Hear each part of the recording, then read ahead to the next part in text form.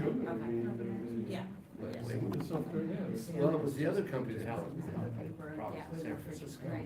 Yeah. But, you know, Do they have billing cards? Or- oh, yeah, they got, well, they're owned by Google, so they got Okay, lots so of money. it's the Google card. They got lots of money. Yeah. Yeah, so like that's make the company sound. No. So are they, I mean, they have. I don't know. Yeah, Working on. yeah. Okay, so you can go Try down, that, it's pretty good. go down. I did, to- I tried one. All right. Yeah.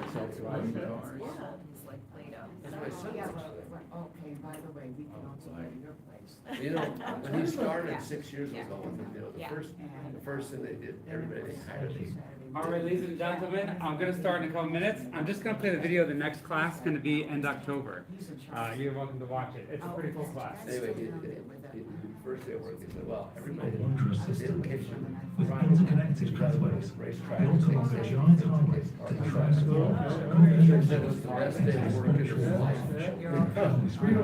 Because we got stuck and worried. all the mysteries of our world, There you go. Today she wore the pants, dynamics of relationships, she wore masks. progression of thoughts to speech to action. Everybody else is okay. The deeper meaning of all Yeah. things.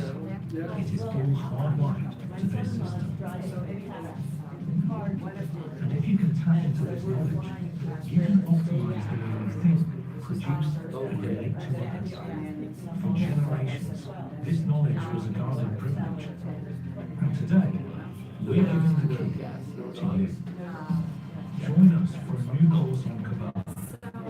Learn Kabbalah's core teachings and discover why this ancient secret continues to fascinate and inspire personal growth to this day. Welcome to the world of Kabbalah. So that's going to be our new Kabbalah class. It's going to be a heavy Kabbalah class. Going to start October 30th. And you can get a flyer afterward. I didn't send out the registration for it, but it's just about time to start. Where's our book? You need a book? I have some extra books, luckily, because 22 people signed up, but some people didn't make it to one class. So, but that's totally normal in Prescott. Yeah. And it's nice, every week you come, you'll meet different people. So, that's totally normal in Prescott. So here, I'm just going to play that one more time. This is our next class. I think it's pretty cool. And we're going to start To exactly. a secret world, a wondrous system with interconnected pathways built along a giant highway that transforms godly energy into the spiritual voltage that powers reality. All the mysteries of our world, the dynamics of relationships, the progression of thought to speech to action, the journey of souls, the deeper meaning of all things. It is all hardwired to this system. And if you can tap into this knowledge, you can optimize the way you think, produce, and relate to others. For generations, this knowledge was a guarded privilege. And today, we're giving the key to you. Join us for a new course on Kabbalah. Learn Kabbalah's core teachings and discover why this ancient secret continues to fascinate and inspire personal growth to this day. Welcome to the world of Kabbalah.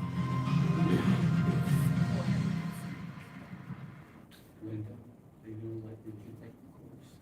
You might be able to. All right, that's going to be a great course, but it's going to be in a couple months after the holidays. So I want to mention this class today. It's about King David and Batsheva. I personally like this class of the different personalities. There's two more that we're not doing in this course: Elisha and Elijah the prophet, and Jonah. I may throw out an email a little bit before Rosh Hashanah, like, hey, let's get together before Yom Kippur and learn about Jonah, because it's a fascinating class. You'll see there's so many secrets in the Torah that when you don't know the tradition, you just miss it. Now, this one here, it talks about King David, and we'll see that King David is probably the best representation of Teshuvah. And we'll see what Teshuvah means in this class and what King David teaches us. This year Rosh Hashanah is on September 15th and 16th and 17th. Now it's notable that this year we do not blow the shofar on the first day of Rosh Hashanah, because it's Shabbat. Shabbat. So we don't blow it on the shofar. There's only one exception when you could blow the shofar on the first day of Rosh Hashanah. That's in the temple in Jerusalem. So no one's doing it this year because, the mitzvah of shofar is pushed off to the second day, and we'll be blowing it, the first day we'll have services, the second day is the most important day to hear the shofar. If you look in the Torah, there's two positive mitzvahs on Rosh Hashanah. One is to give sacrifices. I don't know of anyone here who's going to do that. And one of them is to hear the shofar. You can come to hear shofar at services on Sunday morning, or you can come to Founding Fathers at 3:30 p.m.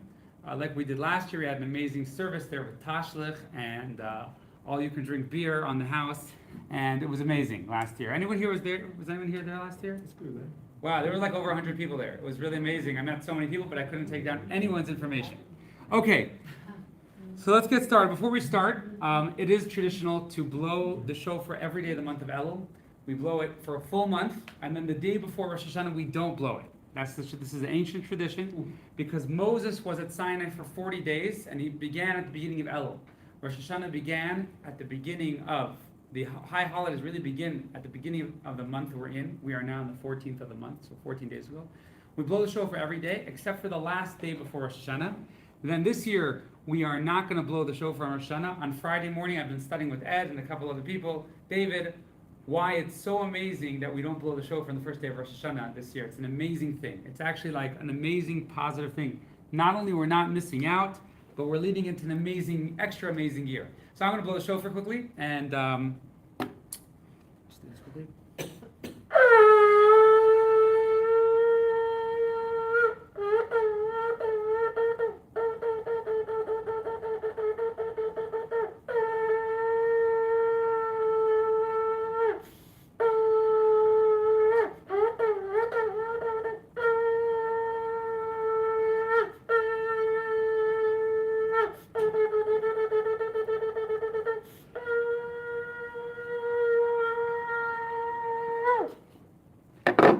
All right, that's it. Okay, so let's get started right away. We're going to start with the video. Now, before we start, anyone familiar with the story of David and Batsheva?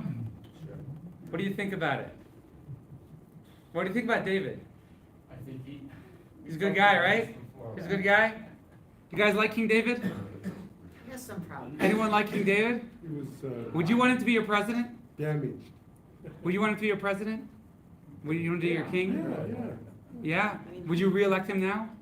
yes. All right, well, we're going to see today some very interesting perspectives about King David. How, in fact, King David is one of the greatest people in our Jewish history. And that's what we're going to see today. We're going to start right with the video, with the history leading. Actually, last week we studied about Ruth. So I just want to mention there's this amazing story. How, as we said last week, people were kind of, when they saw Ruth, they were kind of like, I don't know if she's really Jewish, right? Because she's a Moabitess. And Boaz knew, no, a Moabitess can convert, a female Moabite can convert, but a male Moabite cannot convert, right? Boaz knew that. So he married her. And always we find that Jesse, and I just want to say the story, it's one of my favorite stories, I'm going to say it really fast. But Jesse was worried that his kids weren't Jewish. Yishai was worried his kids weren't Jewish because he knew his grandmother was Ruth. So he really wanted to have a Jewish kid. But he didn't know if he was Jewish either. So what did he do? He took a maidservant, a slave, basically, whose slaves are partially Jewish. If you want to know what half Jewish is, that doesn't mean your dad's Jewish. Half Jewish means you're a Jewish slave. So he took her and he said, look, the way it works is if you have a Jewish slave, they are partially Jewish, they go through partial conversion, and if you set them free, they go through full conversion. Right? So you can't just set them free, they go back. You set them free, they become fully fledged convert Jews. So he tells his slave like this. He says, look, I want to have relations, make you pregnant, have a child with you, on condition that, well, he said, I want to have a child with you. If I'm Jewish, then you are free and you'll be Jewish. If I'm not Jewish, then you will be a maidservant. And my kid, the maidservant child, he might be able to convert. Or he won't be Jewish, but maybe if you're Jewish, this kid might be Jewish. So he tells his slave, and the slave goes to her owner, her Gvirta. And he says, and lo and behold, who is this lady? King David's mother, right? He goes to her and he says, by the way, your husband's going to meet me in that tent on this night. So the mother goes, her name is Nitzevet. She goes and she becomes pregnant. Meanwhile, the father's like, oh my gosh, she became pregnant. If I'm Jewish, she's in wedlock, and that baby's going to be a mamzer, a bastard. But maybe I'm not Jewish, right? Which is a really tough situation in Jewish thought. Maybe I'm not Jewish. Anyways, so if she's pregnant, if I'm Jewish, she's worthy of death penalty. He doesn't know who he slept with, right? Because it was all dark. So he says, if she's Jewish, then she's worthy of death penalty, right? But if she's not Jewish, if I'm not Jewish, then she's not worthy of death penalty because she's not really in wedlock with a Jew. So he's all confused. And so David is born, and all the kids know about this a little bit. They know, they're kind of like, send this kid out. This kid does not belong in our family because he might be born out of wedlock from our mother. There's something really fishy going around here. So this kid is abused for many, many years. Anyways, one day Samuel comes to town. And that's David? Samuel comes to town, and Yishai has 6 sons, and this other son who lives in his own house in the field. He doesn't eat at the same table. His mother is disgraced. All the sons are so embarrassed of their mother. And Samuel comes to town. Now, Yishai says, oh my gosh, Samuel's coming to town. I know what's going to happen. He's going to tell me I'm not Jewish, my kids are not Jewish, and I'm a leader of the Jewish people. So Samuel comes to town and says, hey, one of your kids is going to be the king of Israel. Wow, Yishai says, that means I am Jewish, because then my kids can't be king if I'm not Jewish, right? That means I'm Jewish, and they can't convert because their lineage would be from a Moabite. So that means I'm Jewish, that means my kids are Jewish. That means my wife cheated on me. That means she's worthy of death penalty, and that means David is a bastard, right? So lo and behold, Samuel comes and he says, one of your sons is king? So he says, how do we figure out? He says, look, I have a horn full of oil to anoint him, special oil. So he says, well, which one do you want? Take any of the 6. He says, no, let them walk by. God has to tell me which one. So they walk by, nothing happens. So something must be a mistake here. Do you have another son? So Yishai says, well, yeah, I have another son, He's only a mamzer. His mother's worthy of death penalty, right? He's a mamzer, cannot get married to other Jewish people, can only get married to a convert. Their kids are going to be mamzers for all generation. I have another son. Okay, bring him here. David walks by, the oil starts bubbling out and splashes all over him. He says, this is the one who's king. So Nitzevet, the mother of David, she comes in, she bursts out crying, and she says, Even masu habaynim, haisel reshpina. The stone which everyone was so disgusted by, the foundation stone, is the stone that everyone was so disgusted by is now the foundation stone. My son David, and she explained everything, and they worked everything out. So that's just a continuation of last week. We'll go on from there.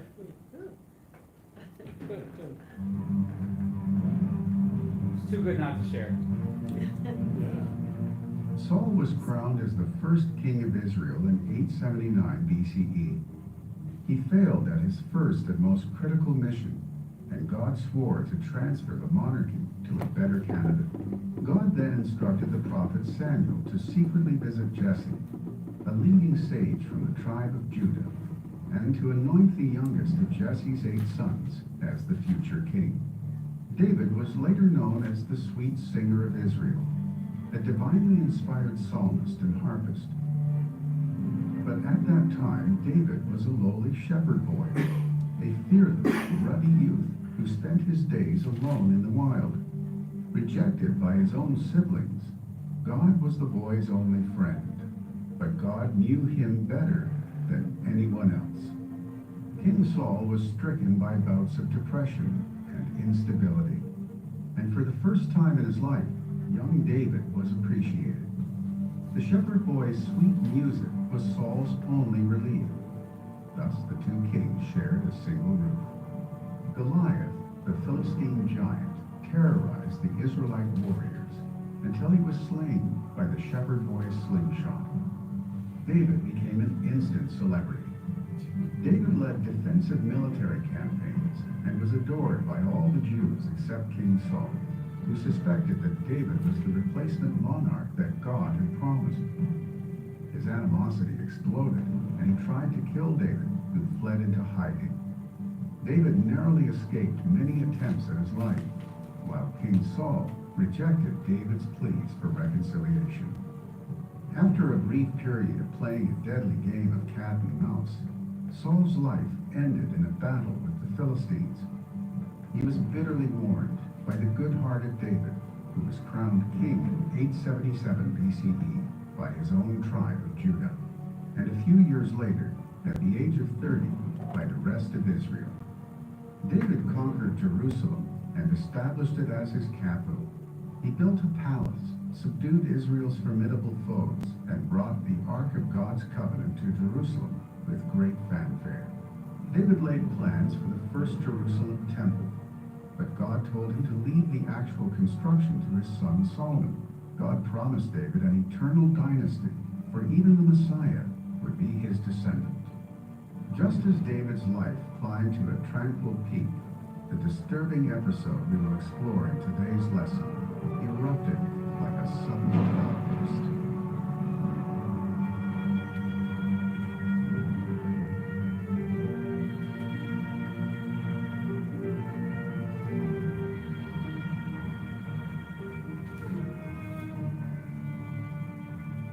Yes. A question. It says that God told David that his son Solomon would build the temple. Yes. I wasn't aware of that because there was so much dispute when David was dying as to who would succeed him. Well, we'll get to that in the end a little bit in the story. But yes, so what we said is David is a special king amongst the Jewish people. We'll explore that a little bit. The Mashiach, which we pray for in dozens of our prayers. When someone dies, all the burial rituals, everything is based on the fact that we believe a Mashiach king will come. It's one of the fundamentals in Jewish belief. It's a mitzvah in the Torah to believe. The Rambam codifies it. He'll be a son of David. So David's kingdom remains forever. King Solomon builds a temple. Actually, there was a dispute, and that's why King David did something which was unusual. He crowned Solomon during his lifetime. And that's what he ends up doing. So let's get right to the text here. So we're going to read the story of David and Batsheva because we like controversial stories. Ooh. So let's start with Ivy. You want to start with text 1a, What page? page 106. It happened at the turn of the year, at the time when kings go forth to battle, as David sent Joab along with the servants to follow Israel. And they destroyed the Ammonites and besieged Rabbah, and while David stayed in Jerusalem. It happened toward evening that David arose from his bed and strolled atop the roof of the royal palace. From there, he noticed a beautiful woman bathing. David sent to inquire about the woman, and he was told that she was Batsheva, the daughter of Elam, the wife of Uriah, Uriah. Yeah. David sent messages and took her. She came to him and he lay with her. She had just completed the purification rite after her menstrual period. She then returned to her house. Batsheva conceived. She sent a message to David saying, I am pregnant. David sent the message to Joab, send me Uriah, Hittite. sorry. Joab sent Uriah to David. Okay, so just to follow what happened. So the Ammonites, we've been dealing with them almost every week. The Ammonites were in a war with Jewish people, and David won a very successful war against them. They didn't surrender, but they went back and they built up, and they were doing another attack now, preparing for another attack. So David says, okay, let's go finish them off. He sends Yoav, Ben Sruya, his general, and the armies to go beat the Ammonites. Anyways, one evening, David is on the roof of a balcony, and he sees a lady taking a bath, and he says, who's that beautiful lady? Now, it mentions here the commentators. Now, there's we'll see later, but she was actually going to mikvah, which we'll play in a little bit later. But he says, who is Batsheva? He says, bring her here. She becomes pregnant. Now, King David is going to have a illegitimate child with Batsheva, right? Who's married, right? So that's, as we'll see, that would be a mamzer, right? It's a grave sin. One of the 10 Commandments, right? It's punishable by death penalty. He says, bring Uriah Hachiti. Uriah Hachiti, actually, in Jewish tradition. And by the way, there's several commentaries, layers of commentary in the story. One of them, which is kind of the deepest one, we're not going to go into today because we'll have to teach too many fundamentals in Judaism and spirituality to get there. So you can ask me in private to explain another time, which really turns the story over. But today we're going to study a more basic understanding. So he says, bring Uriah Hachiti. Now, what is he going to do with Uriah Hachiti, right? If he brings the husband, now, who's Uriah Hachiti? He's not a Hittite, as the Hittites were wiped out when the Jewish people came into Israel, right? He lives in the area of the Hittites. So Uriah is a Jew, and actually he has a history with David. He helped David beat Goliath, and actually, not going into too much, some say he was rewarded Batsheva as a wife. Anyways, so How many wives did David have at the time? David, it's a good question. I'm not sure. I have to check. He didn't. A king is only allowed to have 18 wives. King Solomon had 1,000. Yeah. David didn't have that many at the time, and also David took some more wives after this also. So I'd have to think about how many wives he had. More Yeah, than one. it was normal back then to have multiple wives. It was normal till about If the you're a king. 9th century for Jews to have multiple wives. Okay. So anyways, this is what he's thinking. If I get Uriah to come, Uriah will go be intimate with his wife, and then who will everyone think the baby is? Uriah's baby, right? So he says to Yoav, his general, send back Uriah. Okay, we'll go on. Text 1b, page 108. Okay, I have an extra book. You know, after the class, I don't think people are gonna, you know. Yeah, go on. Uriah king. David inquired concerning the welfare of Joab, the people, and the warriors. Then David said to Uriah, go to your house and wash your feet. Uriah departed from the king's house, and a royal feast was sent after him. But Uriah lay down to sleep at the entrance of the royal palace. Among the king's servants, he did not go to his house. David was informed that Uriah did not go to his house. David said to him, are you not coming from a journey? Why did you not go to your house? Uriah responded, the ark and Israel and Judah are living in huts, and my master Joab and my master's servants are encamped in the field. And I should go to my house to eat, drink, and lie with my wife? By your life and by the life of my soul, I will not do such a thing. David said, stay here another day, and tomorrow I will send you back to the battlefield. So Uriah stayed in Jerusalem that day and the next. At David's invitation, he ate and drank with them, and David made him drunk. In the evening, Uriah went out to sleep on his bed among his master's servants. He did not go home. In the morning, David wrote a letter to Joab and sent it to Uriah to deliver. In it he wrote, place Uriah at the forefront of the fiercest battle, and then withdraw from behind him, so that he will be struck and killed. When Joab besieged the city, he assigned Uriah to the place where he knew that the strongest defenders were stationed. When the men of the city came out and fought against Joab, some of the men in David's army fell. Among them was Uriah the Hittite. Uriah the Hittite's wife heard that her husband had died, and she mourned him. The mourning period passed, and David sent for her and brought her to his house. She became his wife and bore him a son. All right, so just to summarize, he brings in Uriah, and he says, Uriah, have a, you're back, take a couple of days off, go home to your wife. Uriah says, no way, I'm not going while my friends are in battle. How can I go and be intimate with my wife? The commentaries say he gives a whole feast, maybe he'll get him a little tipsy, maybe he'll put him in a good mood, go home to your wife. And he doesn't go. And he says, okay, tomorrow I'll send you back to war. He sends him back and tells Yoav, put him in the front lines, and basically he'll get killed.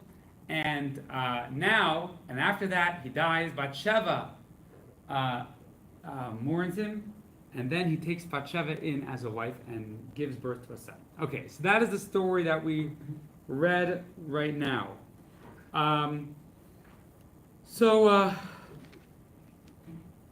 What do you think about that story? Pretty low down. All right, well, here's what I want to pose today. We see in Jewish history that King David kind of gets exonerated. He's king for many years. Now, we have a lot of terrible stories in the Bible about kings and God punishing them and prophets warning them. King Saul was only 2 years.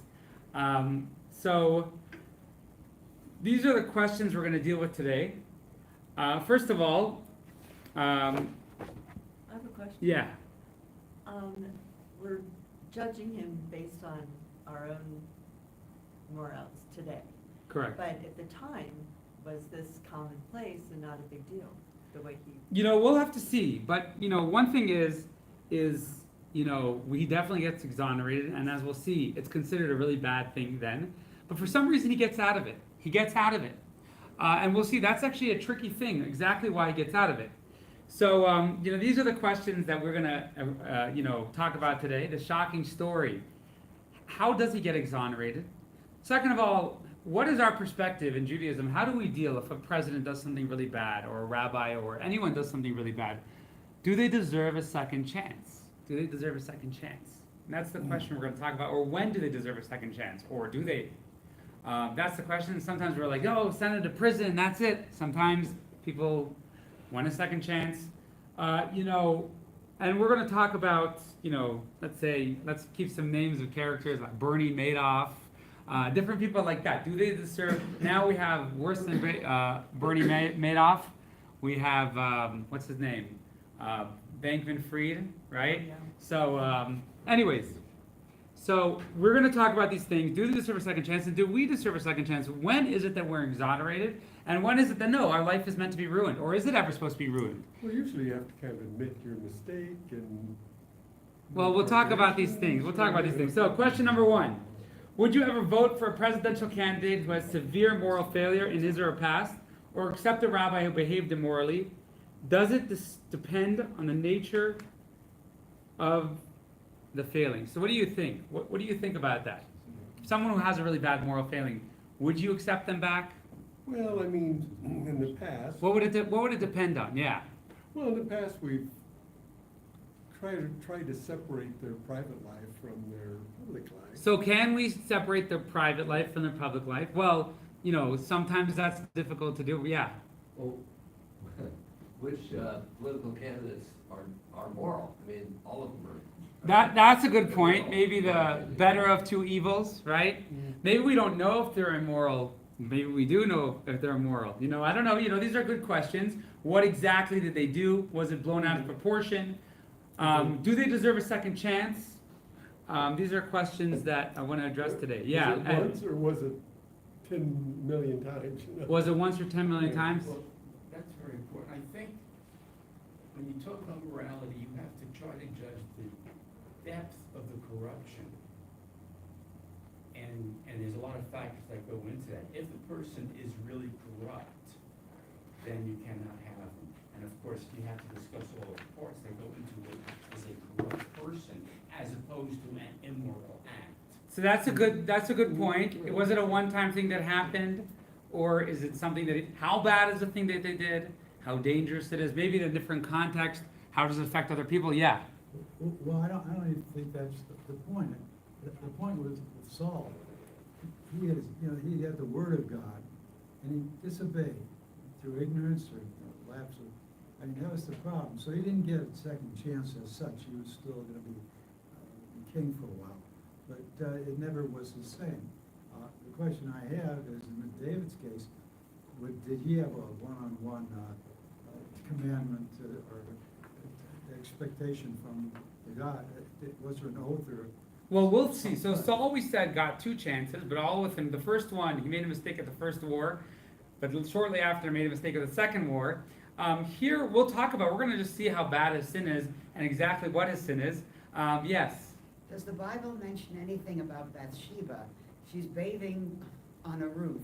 So the close to common the palace. I mean, if this were just a regular story, you'd have to say, well, Bathsheba's behavior isn't without blame.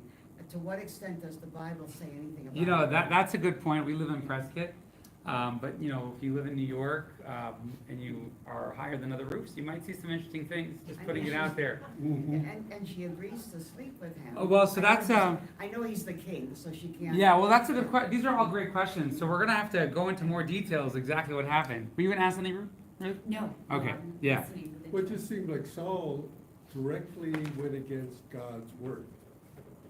Now, I mean, God did say don't commit adultery, but it wasn't a direct commandment from Well, let's God. put it that way. Adultery is one of those things that if somebody becomes pregnant, it's death penalty, even if you're a king. So you have to understand, did he really commit adultery? We're gonna have to discuss these things.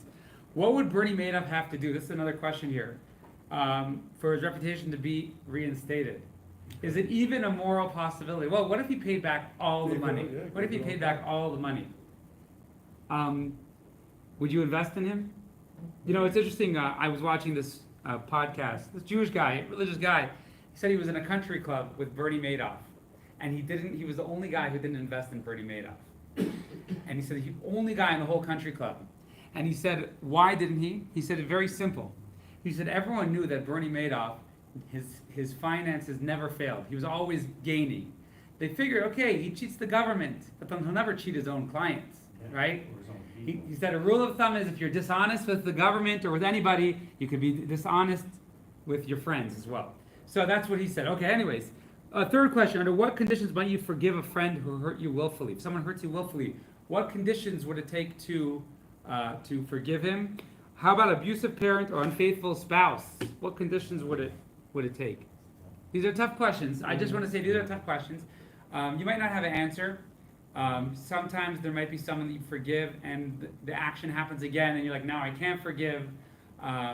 There's a great book that I recommend to a lot of people called Forgiveness by Rabbi Dr. Abraham J. Twersky. Fascinating book on how to let go of resentment and fascinating book. But anyways, okay, let's go in. Now, we're going to go in. Is King David's enduring legacy the fault of the rabbis? So we're going to talk about, as we're going to see, so King David, indeed, he does endure. King Solomon's not even born yet, right? King Solomon's Bathsheba. He gives a whole life, more wars, more successful wars. There's some hardship, some good times, hard times. So is it that the rabbis were overlooking King David's sins? That's a question we're going to now, as we'll see, that King David is in fact not whitewashed by the rabbis. There's some very strong statements which are going to be said, but we'll also see that there's something different about him. So, and by the way, like the rabbis had plenty of kings that they threw under the bus. So, you have King Saul, Yeravam, Ahab. These guys all lost their kingdoms, all had difficult lives, difficult deaths, all sorts of problems, famines, all sorts of things like that. So it's not like the rabbis are there to protect everybody. There are a lot of people who did evil things and are brutally punished, and they're brutal stories. So, that's number one. King David doesn't lose his kingdom. His sons keep getting it, and even when these kings die, the next son gets the next son, all the way till Mashiach. There's some guy in the world who's the son of King David, grandson of King David. By the way, there are many people who are the grandchildren of King David. There are many people who have that traced back. But one of them is going to be Mashiach, and he's going to be the king of the Jewish people. King David doesn't lose his kingdom, despite many who did. Another thing is this is a real issue. It's not just the rabbis who might reinstate him. You look at the scriptures, you have so many times where God refers to prophets as King David, my servant. God loves King David. It's not a secret. He's quite vocal about it. You have King David's descendants. He's called my servant. He has all his descendants. God says it's going to remain in you. There's this amazing story where King David, so he doesn't get to build he has the Davidic line. His descendants get to be kings. The temple in Jerusalem was built by King Solomon, but King David arranged all the supplies. It says that basically King David, God said, you can't build the temple in Jerusalem, even though he was the one who purchased and conquered Jerusalem. He said, you can't build Jerusalem because the temple because you have too much blood on your hands. Not bad blood. You fought good wars, but the guy who builds it has to be a man of peace. So who's that? King Solomon. Nevertheless, it keeps being called David's temple. God considers his temple, and because he made the foundation and brought the supplies, it's considered his temple. And that's the one place in the world where God is fully revealed in the whole world in that time, where there's the ark and there's these miracles and fire coming down from heaven. It's called King David's temple. Another thing is, when you look at how many times are people mentioned in the Bible. So Moses is mentioned, anyone know? 770. right? 770 times, yeah. How many times is King David? 1,050. Over 1,000. I don't know the exact number, it doesn't say here, but well over 1,000. So King David is definitely beloved. So, if we're, one thing is the rabbis, are they whitewashing? Are they making it less than it is? Are they doing some political maneuvers? But we see that God, through the prophets, keeps showing his love and showering King David with love. Like, David's my servant, his children will be kings.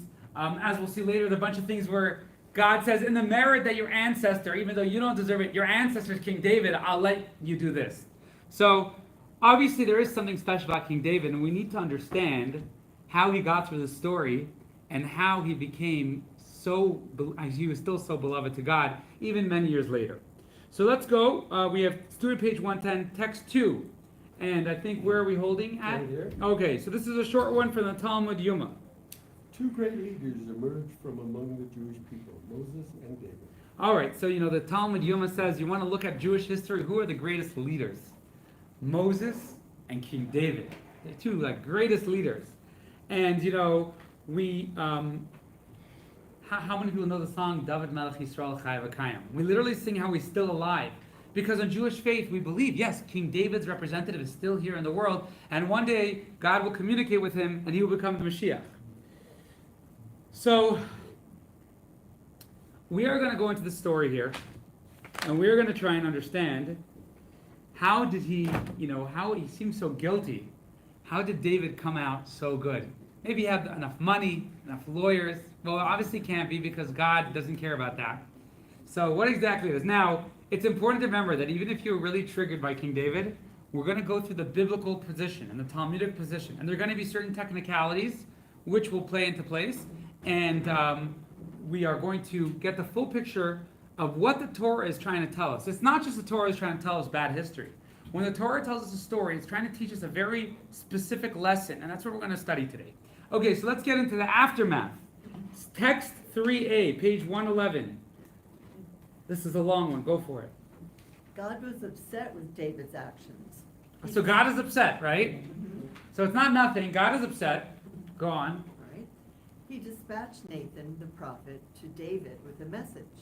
Nathan came and said, "There were two men in a city, one rich and one poor.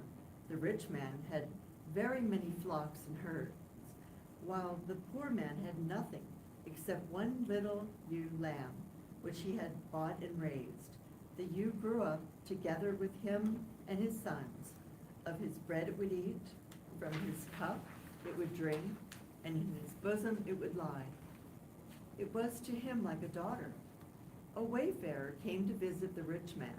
The rich man was unwilling to take of his own flocks and herds to prepare for the guest. So he took the poor man's lamb and prepared it for his guest." Mhm. David became very angry at the rich man. He said to Nathan, "As God lives, this man deserves to die. The ewe he shall repay fourfold because of his deed and because he had no pity." Nathan said to David, "You are this man." "So," says the God of Israel, "I anointed you as king over Israel, and I delivered you from the hand of Saul. I gave you the house of your master and the women of your master into your bosom. I gave you the house of Israel and of Judah. If this all were too little, then I would have given you more and then some more." Diana. "Why have you scorned the word of God to do what is evil in my eyes? You have struck Uriah the Hittite with the sword. His wife you have taken to yourself as a wife, while him you have killed by the sword of the Ammonites." All right, everyone followed that. So Nathan comes, he's a prophet. So God communicated with him, and David knows he's a prophet. Again, we know who the prophets are. That's never a question. He comes over and he says, "Let me tell you a story that God told me to tell you." The story is, he says, right, actually, believe it or not, in Pirkei Avot, it says that that's how God will judge us when we die. The way he judges us, he'll give us a similar case, see how we judge, and then take the judgment on ourselves. And therefore, the Baal Shem Tov said you always have to try and judge people favorably. And you have to judge favorably because ultimately you're judging yourself. Okay, so anyways, he says, what do you do? One guy is very wealthy, he has a lot of livestock, and one guy only has one animal. and a guest visits the wealthy guy, and he takes the one animal from the poor guy, and he slaughters that animal. So King David gets upset. He says he deserves death. Now, the commentators say he doesn't really deserve death, because death, again, capital punishment, is not barbaric in Judaism. It's a very specific thing. But so, yeah, David was like, this is a big wrong thing. So Nathan says, you are the guy, right? You are the guy. And he says, that's what God said quite clearly. He says, you sinned, you killed Uriah. So God was upset at David. Okay, so now let's see, what does David say back? David said to Nathan, I have sinned against God. Nathan responded, God has removed your sin. You shall not die. All right, so that's quick, right? He says, oh, I'm sorry. So he says, Nathan says, don't worry, you will not get death penalty for this. So it's important to note, unlike King Saul, he right away acknowledged his wrongdoing, right? Just keep that in the back of your mind. So we have, God lives, this man deserves to die, David.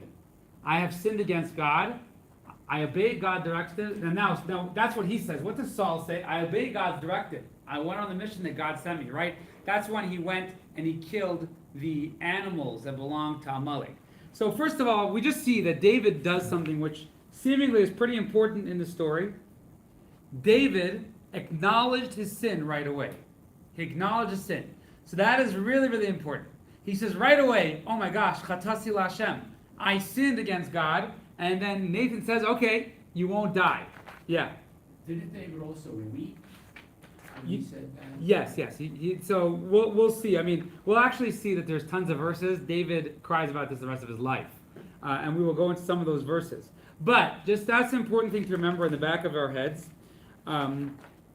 So what do we have so far? God loves King David at some point. Here he's very upset at King David. Nathan says, the man shall die. He passes judgment on himself. And Nathan says, I've sinned. And Nathan says, you shall not die. Okay, and he's different than Saul. Okay, let's go on, yeah. In the scripture, is this the first time Saul's really sinned? Saul? Yeah, no. David. I mean David. In his whole I have to think about it. Yeah, okay, so let's go on the next, text. Now this one here is actually really good, really, really important. If you can read from the Talmud, whoever's next. Are you next, Linda? Oh, no, you are.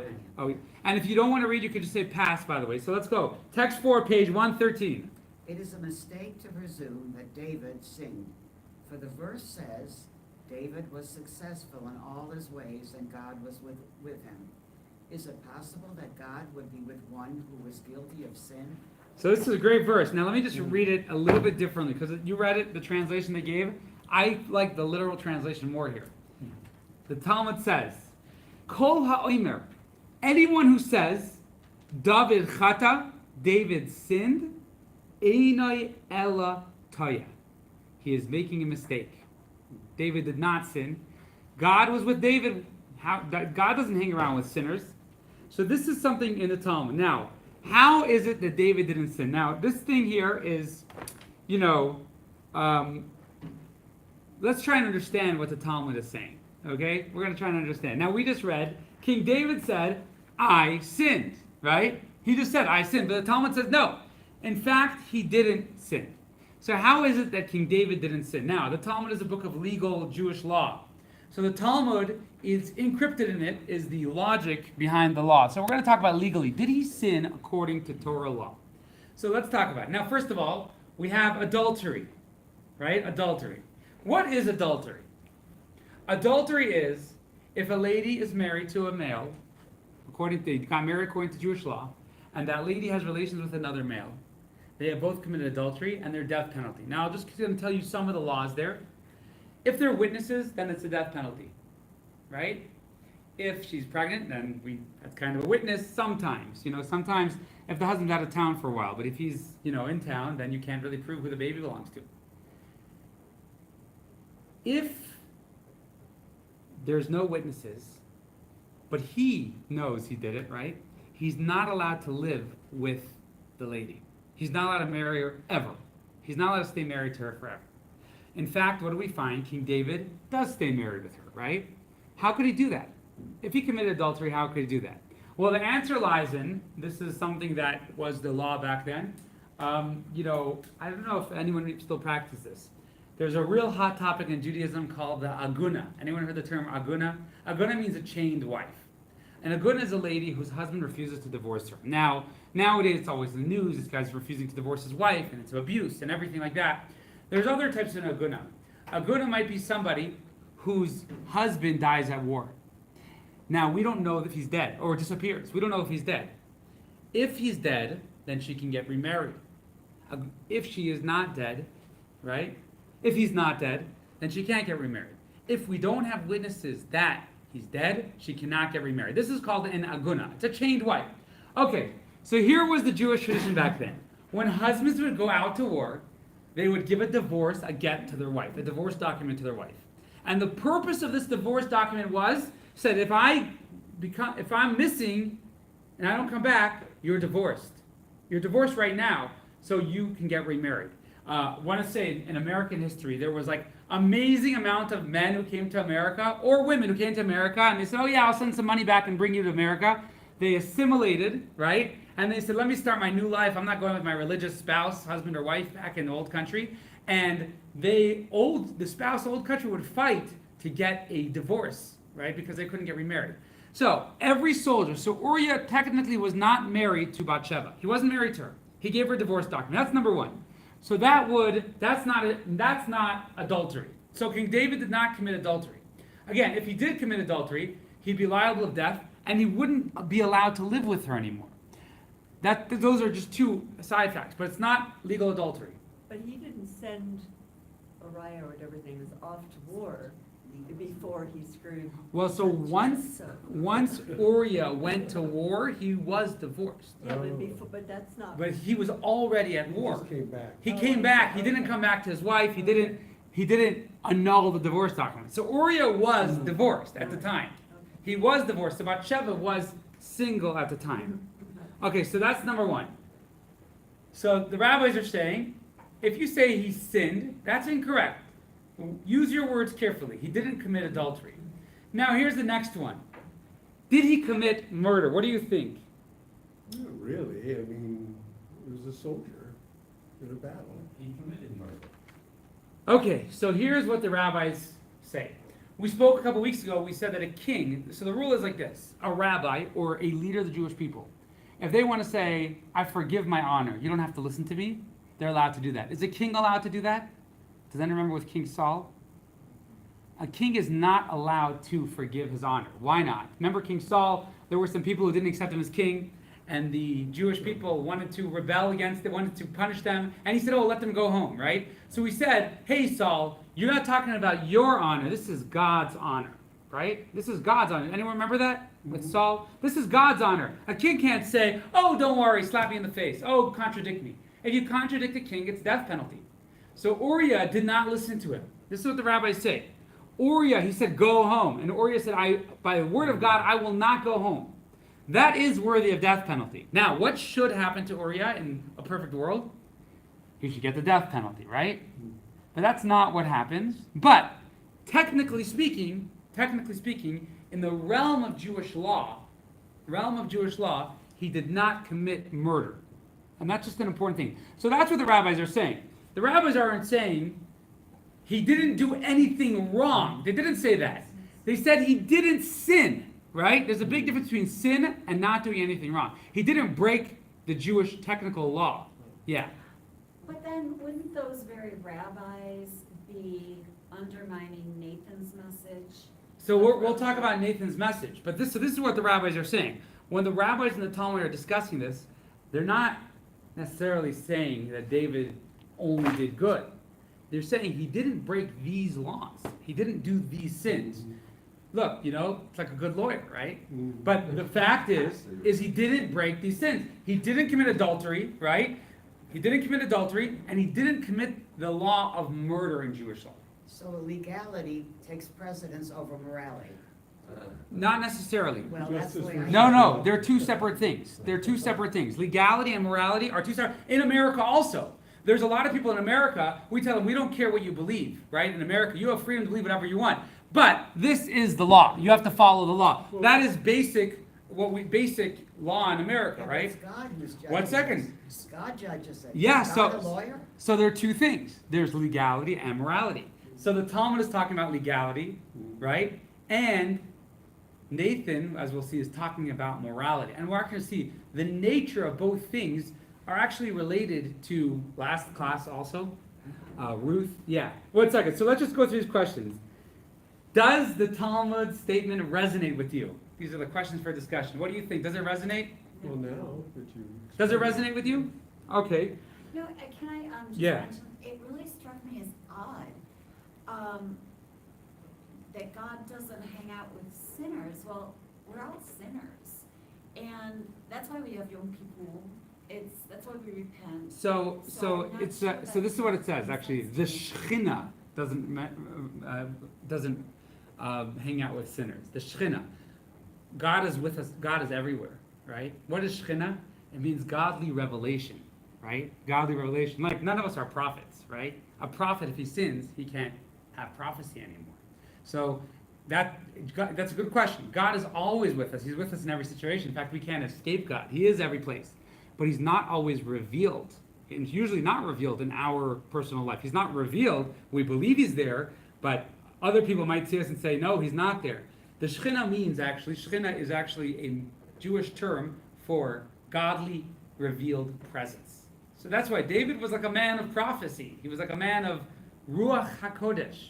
He had like a sixth spiritual sense. Okay, so yeah, what were you saying? Well, first of all, I've read that a good description of David was that he was God soaked in God. That just gives an idea of how much he was possessed by God. But I think he did commit murder because he sent the troops up with Uriah, and then he withdrew, leaving him alone, which was sure death. If he didn't tell the troops to withdraw from him, it might not be murder. But since, it's like if you and I went up there and said, I got your back, Rabbi, I've got a machine gun, go 10 paces ahead, I duck, I fire at the enemy, Yeah. I fire back, I duck, you're gone. The rabbis don't say he didn't order Uriah's death. They said Uriah was liable to punishment. So here, let's go. What is the Talmud saying here? The Talmud is not saying that he didn't morally make a mistake, right? The Talmud is just saying, by the way, if your question is he committed adultery and murder, why wasn't he treated as such? Because he didn't commit adultery and murder, because Uriah was deserving of death. So let's say in a perfect world, maybe King David would say, okay, Uriah, you committed rebellion, you need to go to court, and they're going to put you to death, right? That would have been the Jewish proper way. King David, he used it as opportunity to cover up, right? So, this is what the rabbis in the Talmud are saying. Again, they're saying that David was technically legally innocent because when you read the story, if he commits adultery, then he cannot remain married with her. The rabbis would never allow that, right? If he commits adultery. And if he commits murder as well, he is liable as a king. So the rabbis are explaining he didn't technically commit those things. However, he was morally culpable, right? As we see, Nassan comes to him and says, hey, you sinned, right? Morally. You didn't do these sins. So that is what the Talmud is saying. Now, it's important to remember also, King David also doesn't make excuses. Can anyone here, I mean, this is something that we can, this is something that we might do. Sometimes we might do something wrong, and someone might call us out. And what do? We make excuses. We become defensive. Right? Now, how many times do we become defensive and we give a perfect legal defense, right? How many times? So, on Shabbos we read the Hayom Yom, the daily calendar of the Rebbe. So one of the Rebbes said that in the Talmud, there's these complex marriage cases in the Talmud, and these women, the rabbis are brilliant rabbis, some of the most brilliant minds in history. They're saying what different women might say to get out legally from certain things. So one of the Rebbes said, wow, here are the most genius rabbis coming with these technical claims. How would a regular woman or a regular person come up with that? He said, oh, very simple. When it's negeya, When it's about you, you become very smart. When you're protecting yourself, you become very smart. When it's, about something else, so, we have so many subjects which are so complex nowadays.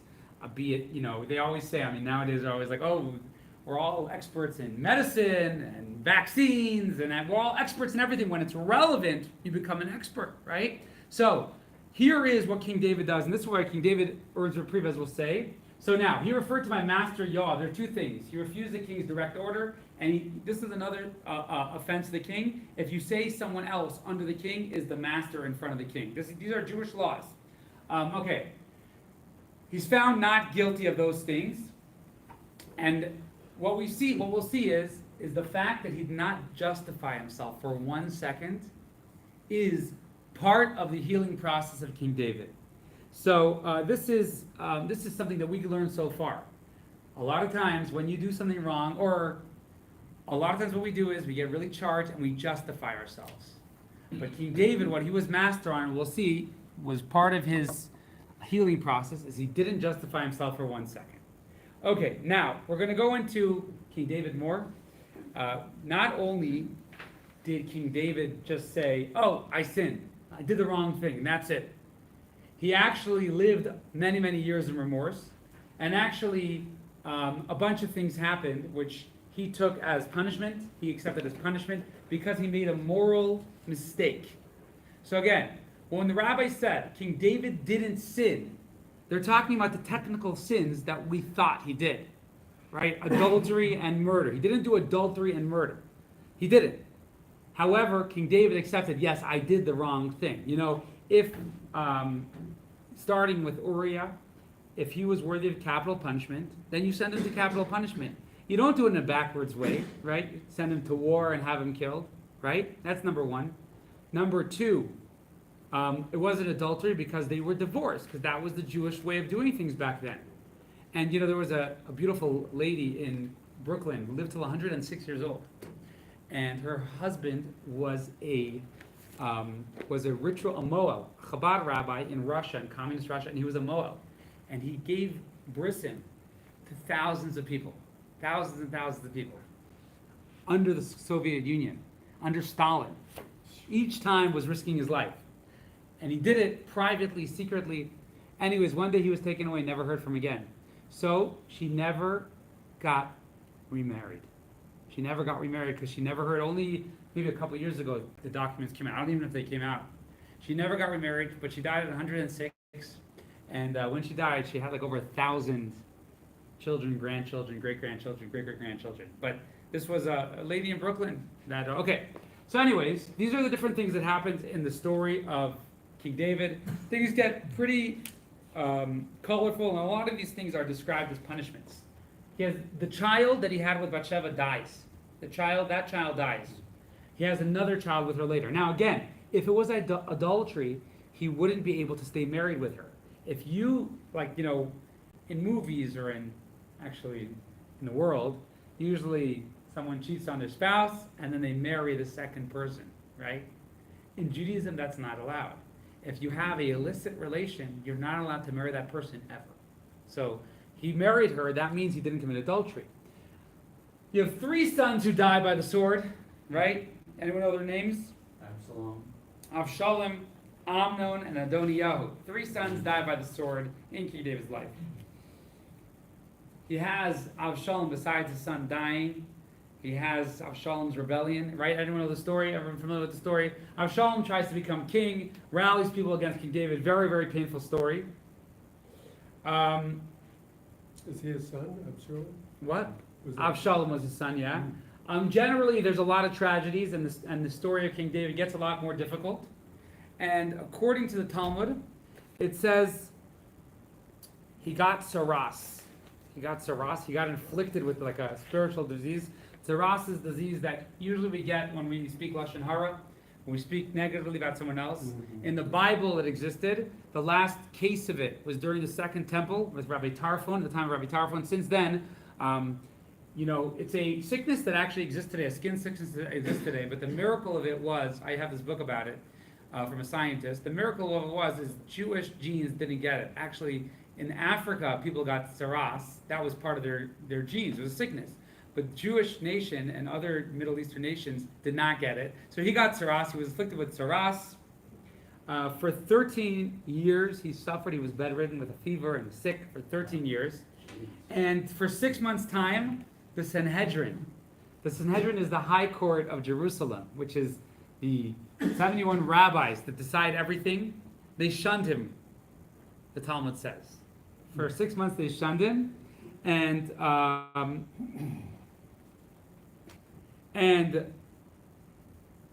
it actually says God as well shunned him for a certain period as well. And that's what we're going to see in text number 5. Yeah. Quick question. You said that if he had committed adultery, he would not have been allowed to marry Batsheva. But who would have stopped him? I mean, The Sanhedrin. The so prophets. it was the Sanhedrin that said, oh, they knew about this? Yeah, they shunned him. They shunned him. Because him. what he did was morally wrong, right? He technically didn't break the law. Most times, I want to just say, most times when we do something morally wrong by accident or morally selfish, we usually defend ourselves. I'm just saying, like, and I want to say, like, we're going to talk about David as making a mistake here because most people do that. We make a mistake and we defend ourselves that technically we didn't make that mistake. But I guess my question was, Yeah. did the Sanhedrin, knowing all this, give permission to David to marry Batsheva? Yeah, well, legally he's allowed to marry her. So there was Yeah, a correct, judgment, correct. not only the Talmud, but the Sanhedrin Correct. at that time. So correct. He did it, in other words, according to Jewish law, he was allowed to marry her. Okay, let's go. Text 5. Let's see. Now Sanhedrin again shunned him for how long? 13 years. 6 months. years. 6 months. 6 months. 13 years he was sick. He had tsaras 13 years. He had a fever. The Talmud actually says he had like a crazy fever for 13 years. Every day everything was wet from sweat. Yeah, go on. For 22 years, divine inspiration departed from David, king of Israel. Each day during this period, David would cry a cup of tears and eat his bread with ashes, as it is written, I eat ashes like bread.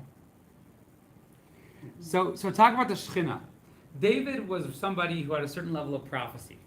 Now, prophets are extremely rare, but David was someone, he had godly presence. It's called Ruach HaKodesh, divine inspiration. When he read the Psalms, they came from divine inspiration. That's why they're so precious. They're not human-made. They're godly-made through him. So could you imagine 22 years God stops communicating with him?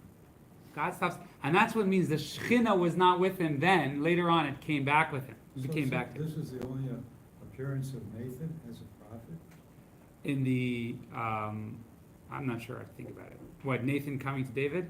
Yeah, because. I think there's other appearances of Nathan, but It doesn't mesh. God has removed. David didn't know God had removed sin. It just seems like there's an intermediary here. And where?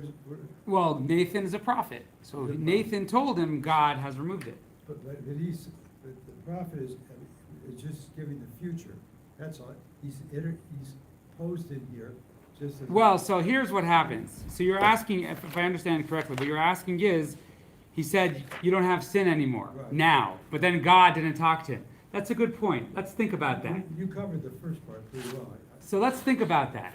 Because what we're going to talk about now is, even though David, so he technically didn't sin, but he did understand that he did something really wrong. And he did, and as we'll see, he was crushed by it. For many years, and for 22 years, God wasn't present for him. So we're going to talk about levels of repentance, levels of forgiveness, and that's what we're going to talk about today. So this is a beautiful psalm, text 6, and this is one of the most famous psalms where King David writes this psalm, and we'll read it. Where are we holding? We're Mark? Yeah. All right, so this is a beautiful psalm. A lot of people say it every night when they say the Shema. Psalm number 51. For the choir conductor, a song by David, composed when Nathan the prophet came to him after he engaged in relations with Bathsheba. Be gracious to me, O God, according to your kindness, according to your great mercies. Erase my transgressions. Wash me thoroughly of my iniquity. Purify me of my sin. For I know my transgressions. My sin is always before me. Let me hear joy and gladness. Let the bones that you crushed rejoice. Hide your countenance from my sins. Erase all my iniquities. Create for me a pure heart, O God, and renew a loyal spirit within me. Do Do not take your Holy Spirit from me. For you do not wish a sacrifice or an offering. You do not desire a burnt offering. The sacrifices of God are a broken spirit, a broken and crushed heart. O God, you will not reject. So this is a really gut-wrenching psalm. It's a really beautiful psalm, actually. A lot of people say it. You can see King David's yearning to be back with God. And he understands that he's sinned. He understands that he's crushed. And he's totally like surrendered. He's like, God, bring me back. Help me repent. So that is why actually the Talmud says one of the greatest acts of teshuvah in Jewish history is King David. What did Nathan mean when he said, God, David said, I sinned against God. Nathan says, God has removed your sin immediately. What does that mean, God has removed your sin? Let's go through and we can get back to Nathan just because, okay. So this is what King David writes. He says a very interesting thing. He says, V'chatasi negdi sami. He said, my sin is always before me, right? My sin is always before me. So even though he right away started repenting and Nathan says your sin is erased, he keeps crying about his sin for years and years and years, and he's praying and he's still crushed by the sin. So, and he says, "V'chatasi negdi samid." I will always have the sin before me, right? Almost like I can never get rid of it. So what do you think about that? Do you think a sin or a mistake is always before you, or should he move on? Or is that obsessive maybe? Well, there was a time when you had to sacrifice, but he says, for you do not wish a sacrifice. Correct. He says, you don't wish to sacrifice, let my broken soul be the sacrifice, right? But what do you think about the line, V'chatasi negdi sam, my sins are always going to be before me? It reminds me of Coleridge's The Rime of the Ancient Mariner. Are you familiar? I've heard of it, yeah. Yeah. Again, a man kills a bird, a white bird, supposedly something very, very rare, and he carries that burden with him throughout his life, constantly confessing over and over again to people what he has done. So It's So what do you it's think? an Do you think that that is a good thing, or should he just forgive and forget, move on in life? What do you think? That's a good example. I have some other stories about that, but I don't know if I have time for them. I mean, I'm sure. I think probably. Well, this do you think story that's a good? This story may have inspired that particular. So do you think that's a good thing? Do you think Well, that's a good no, thing? I don't think so. You don't think so? I just want to get some. Yeah, Ruth, you gonna say something? Well, I'm kind of curious, and pardon my ignorance, but how David led the rest of his life.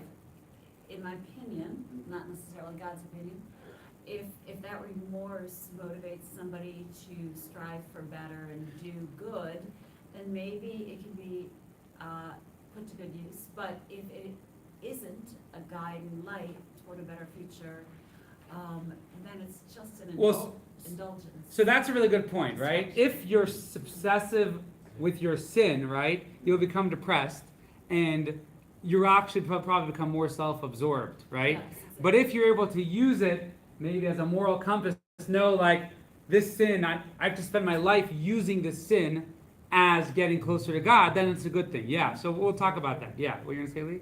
Pretty much the same thing. I think that you can put the sin on the back burner, not be obsessed with it, but you should always continue to move forward and remind yourself that you. All right, very good. Let's see. The Alter Rebbe is going to say in Tanya. He's going to go through these verses, and this is in chapter 11 of the Igeres HaTeshuvah. The Alter Rebbe in the Tanya wrote a whole book on how to do teshuvah. Amazing book. Actually, a lot of the stuff we're going to say today is from there, from King David. So let's go with the next thing. All right. Page 117. Page 117. Pardon and forgiveness are granted by God immediately upon a person's sincere teshuvah. All right, so once you are sorry for making a mistake, God forgives you. All right, that's what he says. That's what the Alter Rebbe says. God forgives you. Now, go on. My sin is always before me does not imply that one will constantly be melancholy or feel humiliated. God forbid, for in the following verse, King David declares, let me hear joy and gladness. Rather, the Hebrew word for before me is negdi, which implies something that remains at a distance, as in stand miniged, where the Levites shall camp miniged around the tabernacle. Rashi defines the term as at a distance. So the word, it says, V'chatasi negdi samid. My sins are always before me at a distance, right? So actually, King David says, Tashmi'eni sasim simcha. He says, let me hear joy and gladness, right? So after he sinned, he feels really bad. God forgives, right? But now he was always going to have the sin at a distance. So on one hand, what we're saying, yeah, Well, neged also means in Hebrew against. neged means It against. says Yeah, against. so it can mean neged can mean against or opposite as in front of you. So that's the similarity. Neged can mean opposite, also in front of you. So here when he says, V'chatasi negdi samid, maybe you could translate it as against, but from a distance, So here it says that there's obviously a certain type of balance. On one hand, you got to move on from your mistakes. On the other hand, you can't let go of them totally. If you let go of them totally, that's also wrong. That's what King David is saying. So now it's important to remember, and here, honest truth, they put this course together. I think there's some important details to go into. Number one is actions that we do not define us. Every Jewish person has a godly soul which is perfect. You have a godly soul which is perfect, and it comes down to the world in an imperfect body. And that is the way we're born. That is what birth is. Birth is you're born imperfect, potentially to do all sorts of sins. Some of them might be more in control, less in your control. Some of us are victims to the character traits God put to us. So we have to internalize, number one, that God does care about every person, does love every person, does create every person, is tailoring the life of every person for them to complete their mission and for them to know that. So, in Judaism, we're totally against hating ourselves, or for that matter, totally hating someone. Because if someone's breathing, they have a mission in the world, and there is something good that they can do in the world, right? So, hating their actions. So that's number one. A lot of depression, guilt comes when we hate ourselves. We hate ourselves and beat up ourselves, primarily for things which are a lot of times not even in our control, right? So that's where that. So King David is obviously not doing that. Okay, so at the same time, we love ourselves, and we have to know that God loves us and creates us and gives us life.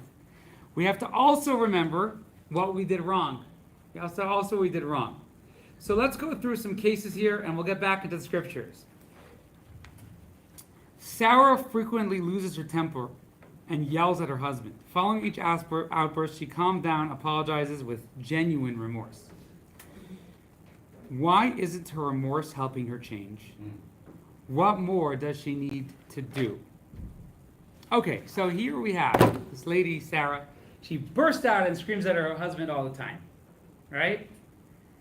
And she can't stop. And every time she is really sorry, she loves her husband. Why is her remorse not helping her change? What do you think? Is that serious? She doesn't learn from her mistakes, right? You don't know the remorse. She's really not. Maybe the remorse isn't real, but it says it's genuine remorse. So she is genuine remorse. She's mentally ill. She might be mentally ill. Maybe she doesn't have an action plan, you know. She how- doesn't have an action plan, right? Now, these are all somewhat related, and I'll explain why. Yeah. My husband knows her buttons and he needs to push her buttons. It's her- Always blame the husband. Okay. So here's an important thing.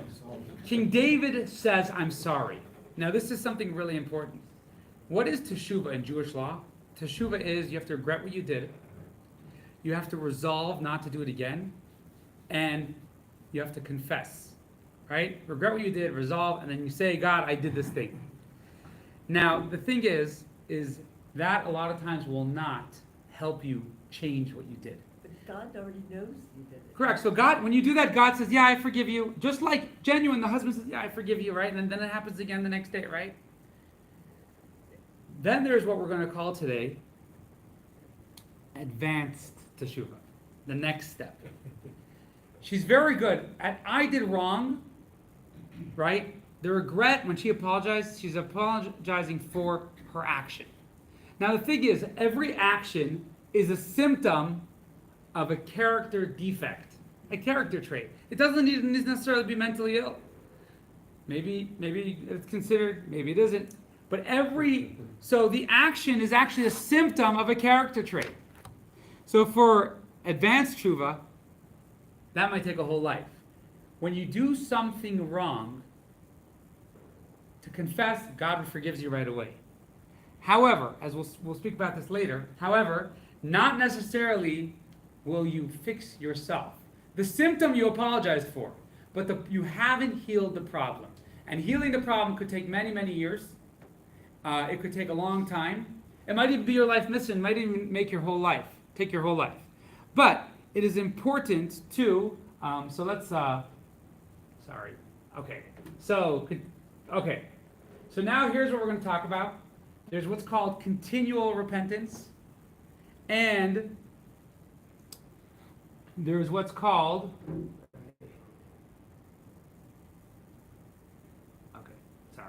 so regular tshuva is regret, resolve, confession. That's what the Rambam says. Once you apologize to God, God forgives you. The problem is you have to go to a deeper tshuva.